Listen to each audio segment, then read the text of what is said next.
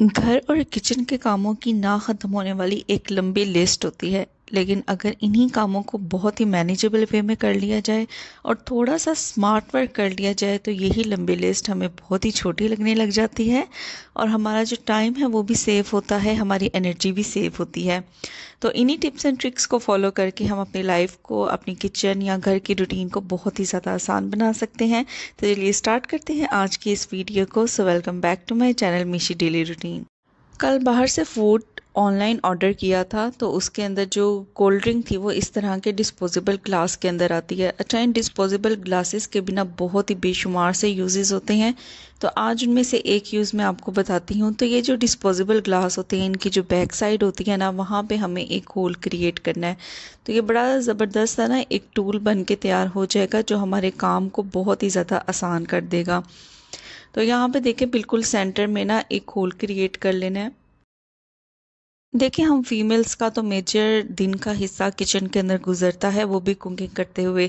तो इस टूल को मैं यूज़ करूँगी। देखिए, जो भी हम स्पून यूज़ करते हैं कुकिंग के लिए, अक्सर क्या होता है कि हमारे हाथ पे ना ऑयल की बहुत ज़्यादा छींटे पड़ती हैं, जिससे हमें ब्लिस्टर्स या छाले वगैरह भी पड़ सकती हैं। तो सिंपल ये टूल इस मकसद के लिए है कि किस तरीके से हम अपने हाथों को सेव कर सकें।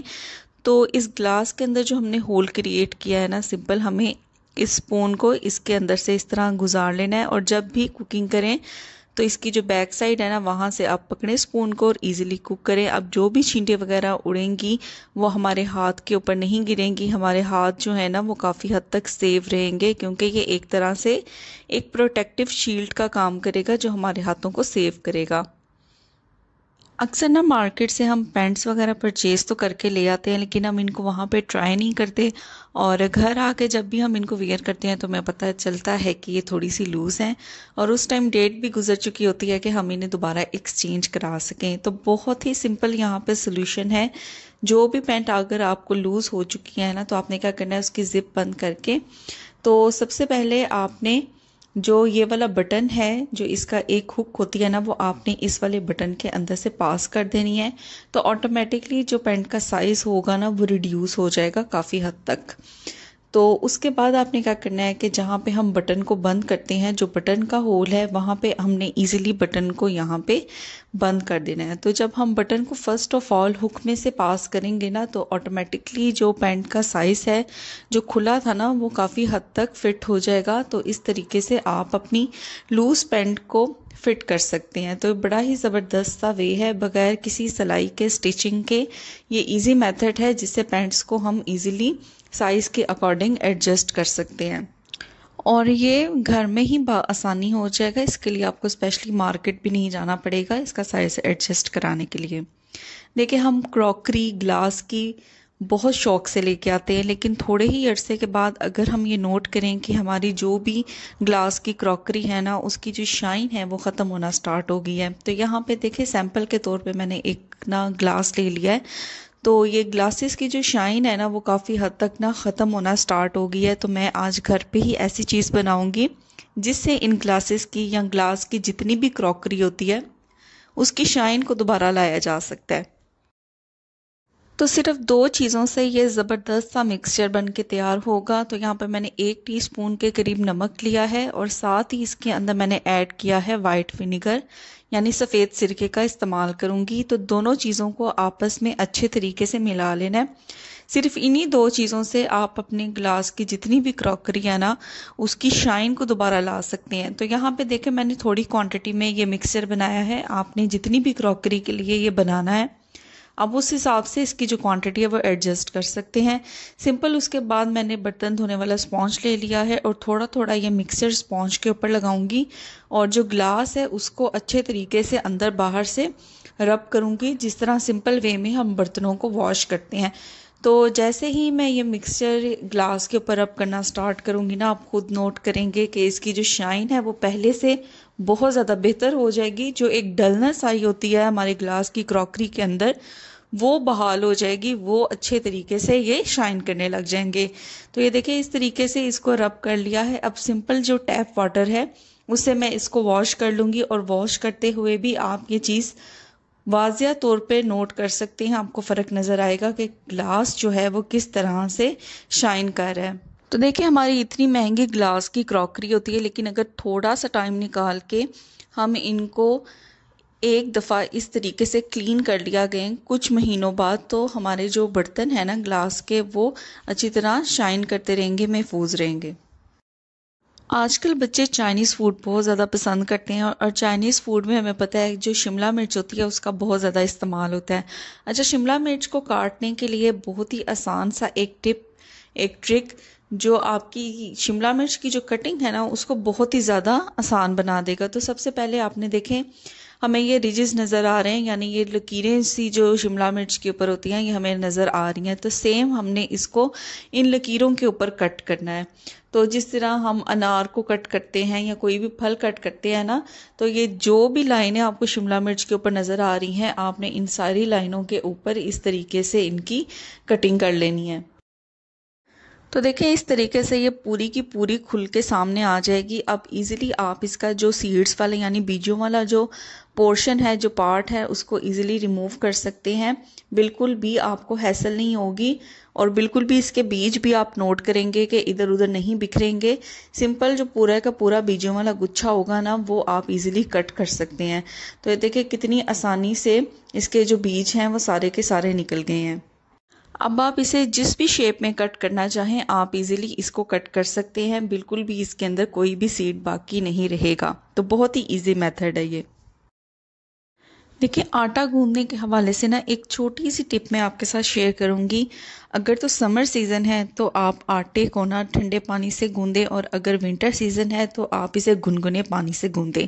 दूसरा ये है कि आटा गूंदते हुए अगर आप इसके अंदर थोड़ा सा नमक ऐड कर देंगे, तो इससे जो आटा आप गूंदेंगे वो बहुत ही मज़े की टेस्टी रोटी आपको देगा। तो मैं यही कोशिश करती हूँ कि ये इन दो चीज़ों का ना ख्याल आप ज़्यादा रखा करें कि सीज़न के हिसाब से आटा को गूंदने के लिए पानी का इस्तेमाल करें।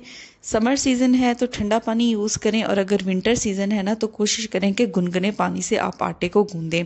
और नमक भी इसके अंदर ज़रूर ऐड किया करें, इससे जो आटा है ना, एक तो उसकी जो शेल्फ़ लाइफ है वो भी बढ़ जाएगी, और दूसरा ये है कि जब आप उसकी रोटी पकाएंगे ना तो वो फूली फूली भी बनेगी और मज़े की भी बनेगी। कि वैसे तो अभी विंटर सीज़न स्टार्ट हो रहा है तो हम क्यूब्स या बर्फ़ को इतना ज़्यादा नहीं जमाते, लेकिन फिर भी एक टिप मैं है ना आपके साथ शेयर करती हूँ कि देखिए जब भी आप बर्फ़ को जमाएं तो बर्फ़ को जमाने के लिए ना आप थोड़े से गुनगुने पानी का इस्तेमाल करें।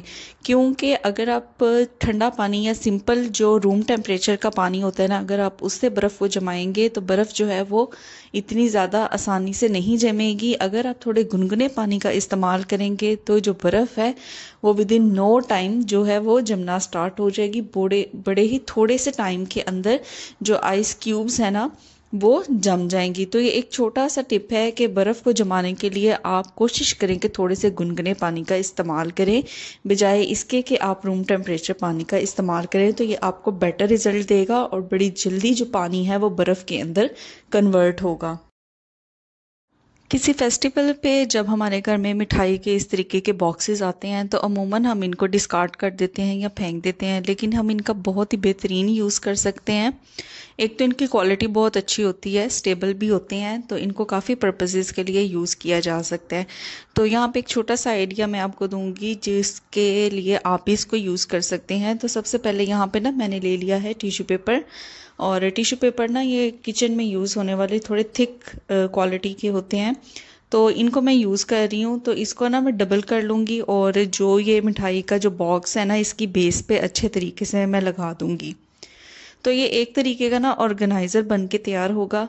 अब आप चाहें तो इसके अंदर अपने जो ऑयल की जो बॉटल्स हैं या कंटेनर्स हैं ना उनको रख सकते हैं। तो जितनी भी किस्म की आप ऑयल बॉटल्स अपने घर में अपने किचन में इस्तेमाल करते हैं आप उनको इसके अंदर रख सकते हैं। जैसे ऑलिव ऑयल है या देसी घी है या स्प्रे बॉटल्स हैं, वो सारी आप इसके अंदर ऑर्गेनाइज करके रख सकते हैं, और इनको एक जगह आप किचन में शेल्फ पे एक डेजिग्नेटेड प्लेस पे रख दें तो बड़ा ज़बरदस्त सा ये ऑर्गेनाइज़र रेडी हो जाता है।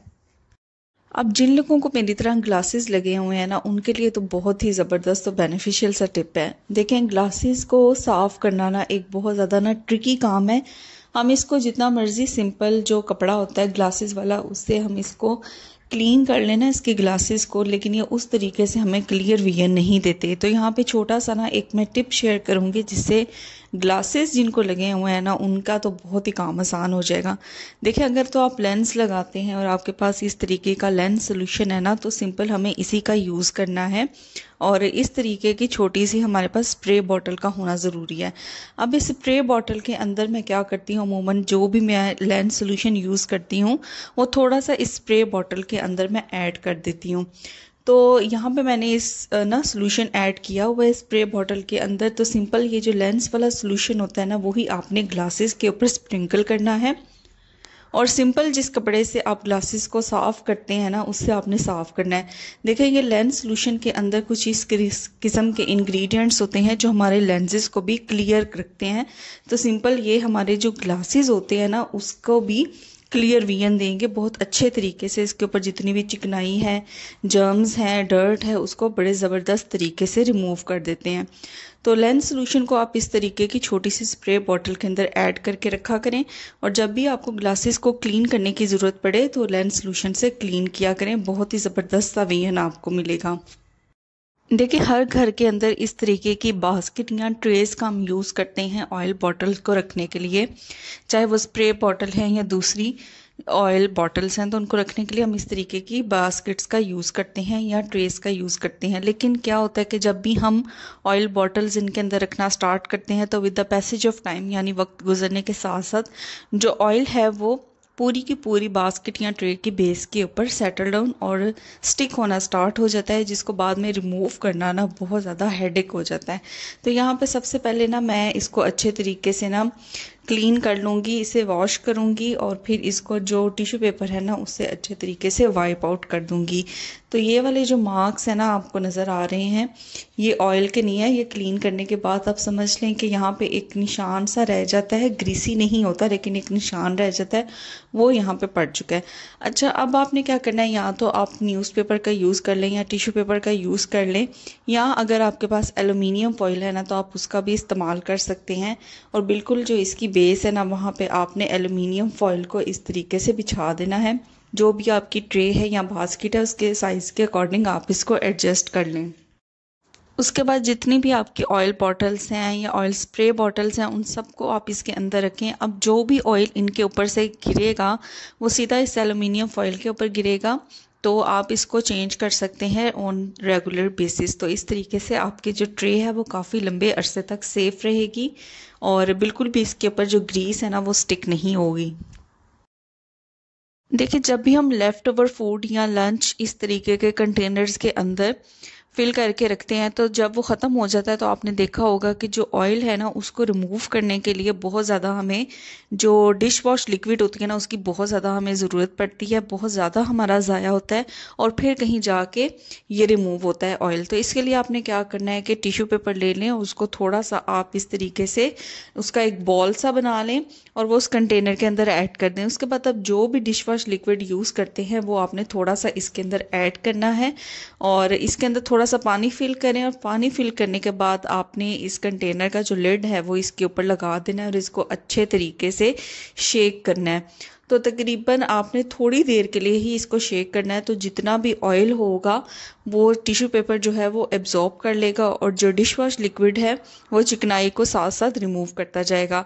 तो ये देखें, बगैर एडिटिंग के रिज़ल्ट आपके सामने है। जो टिश्यू पेपर है उसने कितने ज़बरदस्त तरीके से ऑयल को एब्जॉर्ब कर लिया है और जो कंटेनर है इसके ऊपर से चिकनाई जो है वो काफ़ी हद तक जो है वो रिमूव होगी। अब सिंपल आप इसे जिस तरह बाकी बर्तनों को वॉश करते हैं उस तरह वॉश कर लें, क्योंकि अगर हम इसे दूसरे तरीके से करेंगे ना तो तब भी ऑयल की जो एक ग्रीस होती है ना वो नहीं जाती और स्मेल भी बाकी रह जाती है। तो इस तरीके से करेंगे ना तो स्मेल बाकी रहेगी और ना ही जो ग्रीस होती है, जो ऑयल होता है ना, वो बाकी रहेगा। तो देखा किस तरीके से हम एक मैनेजेबल वे में और एक स्मार्ट वर्किंग करके हम अपने जो घर के और किचन के जितने भी टास्क होते हैं उनको हम अच्छे तरीके से सम अप कर सकते हैं, चाहे कितनी मर्जी लंबे लिस्ट क्यों ना हो घर के कामों की, किचन के कामों की, लेकिन थोड़ा सा स्मार्ट वर्क करके, थोड़ी सी मैनेजमेंट करके हम बड़ी आसानी से इनको सॉल्व कर सकते हैं। तो ये थी मेरी आज की वीडियो। तो मिलूंगी आपसे नेक्स्ट वीडियो में। और वीडियो को लाइक करें, शेयर करें, कमेंट करें। चैनल पे नए हैं तो चैनल को ज़रूर सब्सक्राइब करें और वीडियो को अपने प्यारों के साथ भी शेयर किया करें ताकि जिनको इन टिप्स की ज़रूरत है उन तक ये ज़रूर पहुँचे। Till then take care, bye bye.